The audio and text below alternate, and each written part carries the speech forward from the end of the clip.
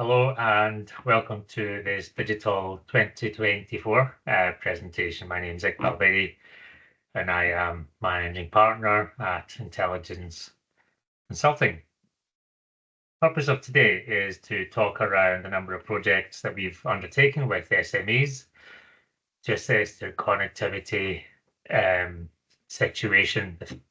Just as a background, this project is funded by the UK government through the UK Shared Prosperity Fund and is being delivered on behalf of Ambition North Wales by BIC Innovation and in partnership with ourselves at Intelligence Consulting. In terms of the presentation context, we will be giving a brief overview of what advanced wireless networks are and who Intelligence Consulting is, talk around some of the policy context, what we mean by advanced wireless networks, how they're used, and why we need to consider them, along with some case studies, some of the emerging trends, and then if you're a SME, small business, how to embark on your own digital transformation journey.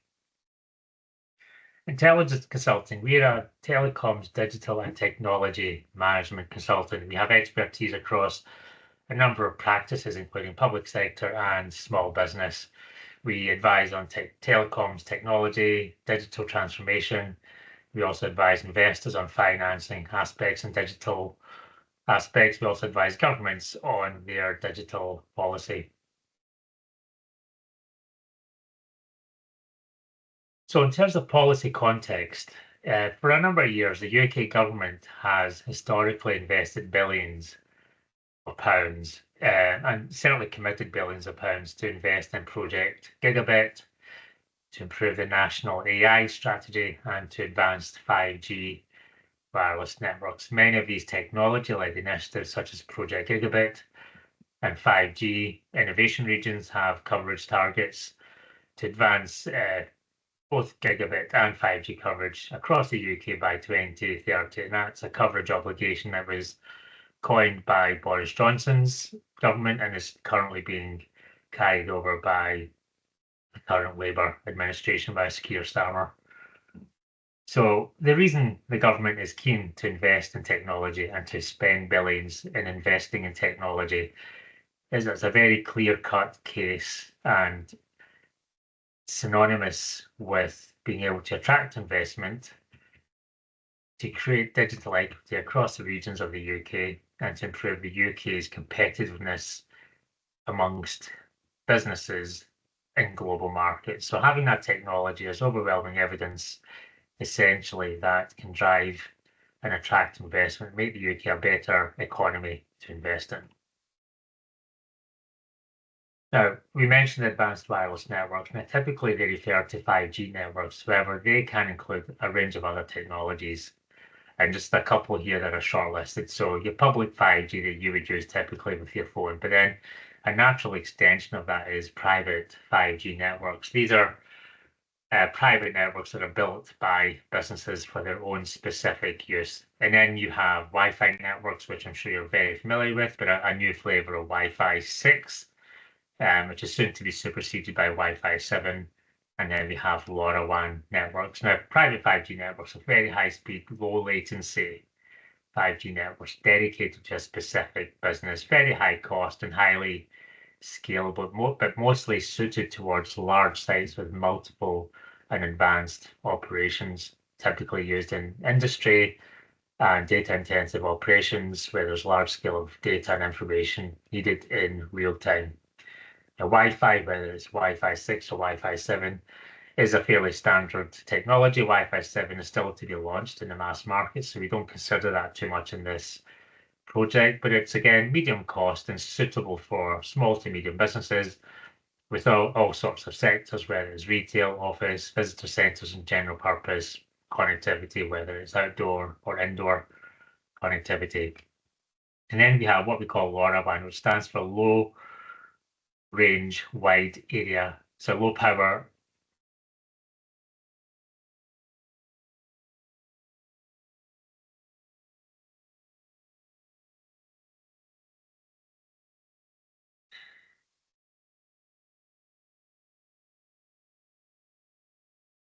Which stands for low range power wide area networks. they're typically suited to a number of IoT, Internet of Things type use cases, suitable for very large areas over several kilometers. But as such, because of that long range, they're not suited to applications or use cases that require very data intensive, quick response time. So it's more suited towards agriculture, environmental monitoring, and logistics monitoring. So any kind of use case that's got a low data use. And typically, when you're looking at IoT and Internet of Things, the role of advanced wireless networks falls in the middle. So you typically have a sensor within a connected environment. A sensor could be anything from a camera or a sensor that monitors any kind of contextual information, be it sound, visual, vibrations, or any other kind of movement, temperature, environmental conditions, for example. Now, when that sensor gathers that data, it's transported over a network of some kind, and that's typically some kind of wireless network. Not exclusively, but it typically is an advanced wireless network. That's then transported to servers in the cloud, which are then processed and further evaluated by whether it's AI or further software, enabling you as a user to then interpret that data to help you make the decisions that you need to make. And that's the principle of a smart connected business or a smart connected place if you're a local authority. And advanced wireless networks have a number of use cases and benefits. They can improve productivity. So whether you want to improve the staff efficiency or deliver better work schedules, it can be used to enhance that. It can also drive cost efficiency when combined with IoT networks to reduce your operating costs, whether it's through energy or whether it's to reduce the cost of failure of machinery. If you're a production company or organization that has large amounts of stock fulfillment, then advanced wireless networks can play a role in stock monitoring and supply chain management.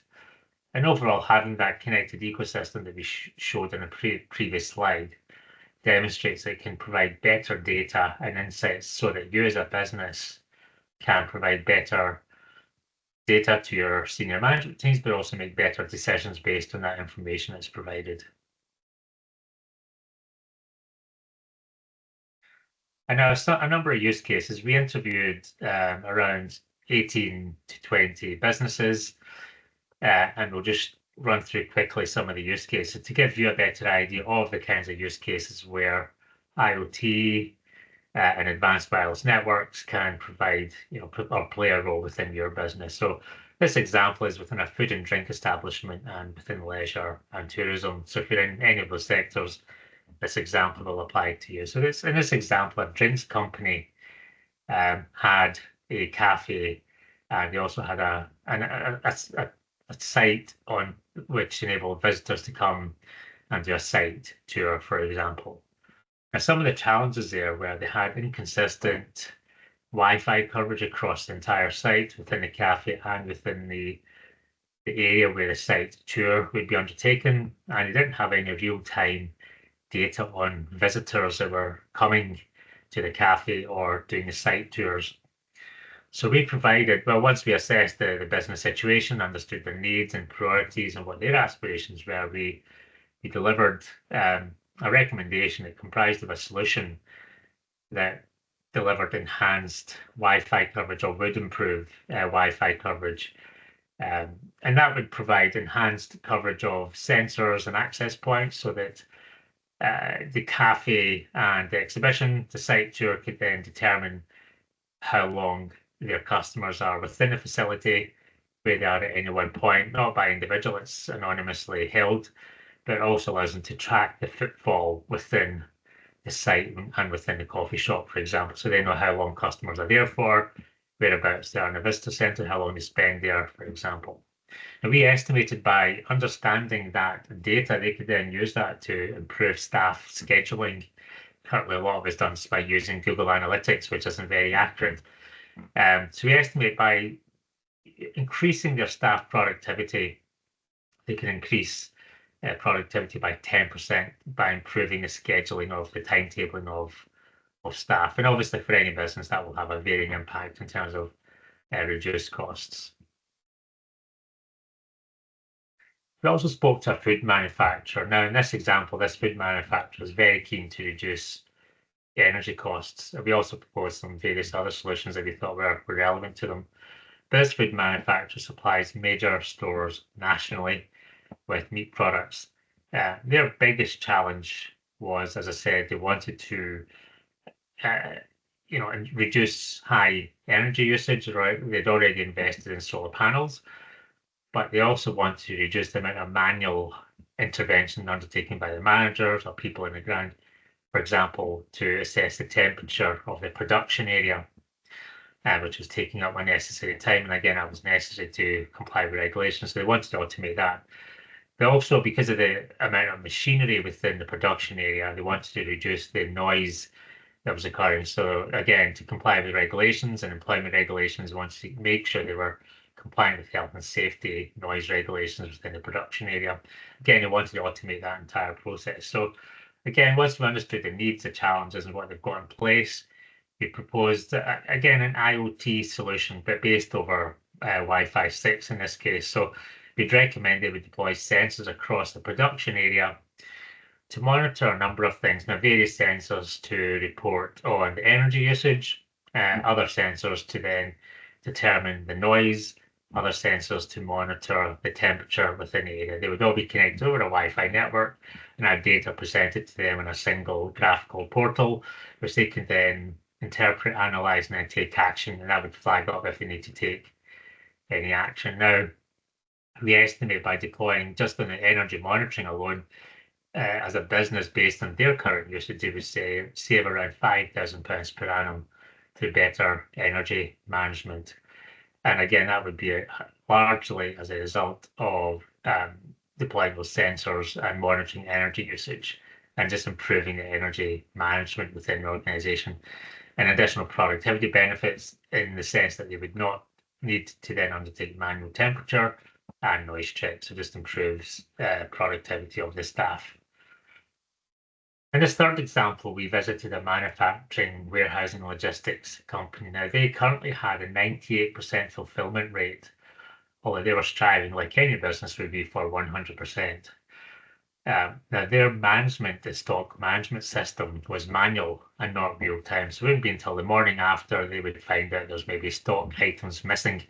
The systems hadn't reconciled. So they needed something that was more real time. Because if they couldn't fulfill orders, they would then get penalized by one of their major customers, which is a major high street brand, for missing that delivery. So there's a cost impact and obviously a revenue impact for not meeting that order. So again, we proposed a solution based on Wi-Fi 6 that would enhance not just the coverage, but also deploy with the workers' scanners to improve real-time stock management. So as workers were taking stock off the factory, the scanners would then detect, using various systems and solutions within the wireless scanners, what stock was available, and then giving them a real-time stock update within the systems and immediately flagging up if they were nearing dangerous levels of stock within the factory, enabling them to then deliver and receive orders of that stock. And again, helping them strive towards that 100% target. Now, we believe, just based on our current revenues, that they would achieve a further £490,000 per annum in additional revenue if they were able to fulfill, getting from 98% to 100% fulfillment rates. So it's quite a significant benefit for them. And I can tell you that nowhere, their investment would be nowhere near that 490k. So a very significant return on investment. In this case, we visited a farm. Now, this is an agri-tech use case. Now, their challenges were multiple. Challenges, not kind of bad challenges, but challenges in terms of where to improve and enhance the current capability as a dairy farm. Now, one of the challenges was they have significantly sized silos, but there's no way of looking within that silo to see how much feed is stored within there. So they wanted an automated process of monitoring that, so they could then automatically trigger further orders just in time, so without having to overstock or lose the fact that they might have understocked silo. feed for their dairy cows in this case. They also wanted to improve the soil management so they can improve the quality of the grass for the dairy cows, for example, that we would feed on that grass. And they also had various other considerations where the silage was needing to be monitored for gases and quality. So again, we proposed an IoT solution comprising of sensors, but this time using a LoRaWAN network purely because it was mainly an outdoor-based solution. The LoRaWAN network would be the wireless network, but we proposed using sensors to monitor the quality of the silage, to measure the soil temperature, moisture, and nutrients for optimum grazing, and also to monitor the storage in silos. Now, again, you can use sensors that they use visual data or sound or various other factors to determine the kind of requirements that you need to fulfill your use case.